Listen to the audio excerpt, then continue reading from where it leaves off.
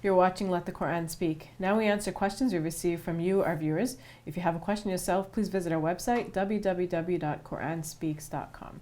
Okay, Brother Shabir, this first question is about interfaith marriage between a Muslim woman and a non-Muslim man. The person is saying, there seems to be a consensus that such a marriage is unlawful, but all the reasons for the prohibition seem to me to be extra-Quranical and outdated. What if a man respects and tolerates the faith of a Muslim woman and if she is independent? Naturally, this question only arises in our modern context in which Muslims and non-Muslims are in interaction, people fall in love, they want to get married, and now they're asking, why can't we? So for a Muslim man to marry a non-Muslim woman who is deemed to be a person of the book, many Muslim scholars say that this is permissible.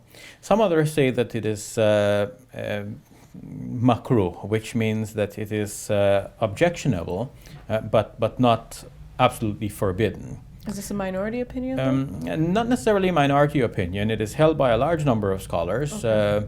This is based on the idea that, well, let me step back a bit.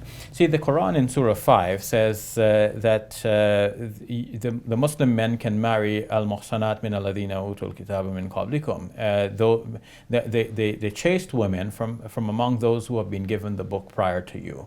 This now at least refers to the Jews and Christians, and it could refer to other communities as well who are scriptural, a community based on a scriptural faith, as opposed to, let's say, primal religions that do not necessarily follow what Muslims would deem to be a revealed scripture, such as the Old and New Testaments. Okay. So because that permission was given in the Quran for men to marry the chaste women of the people of the book, many take that literally and say, okay, so any Jewish or Christian lady is suitable for a man to marry.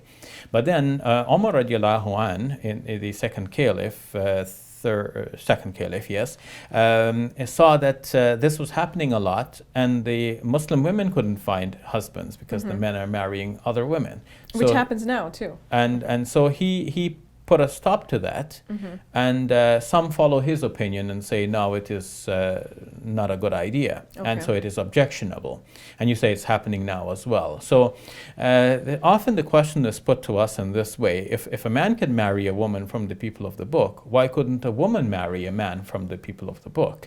And it seems to be to me that the best solution to this would be to say that those who are trying to follow their faith in a very intent manner and want their children to be brought up in the faith and so on, well, then they should marry fellow Muslims, because that's the way of ensuring that your children will be brought up in the faith. They wouldn't be confused between this religion and that in the same household. And on the other hand, if people are not so connected to the faith such that they can easily fall in love with somebody else, they find this to be welcome and possible, well then if they want to marry outside of the faith, then they have to be aware of the consequences that this will, I mean, their faith are, as it is at the moment,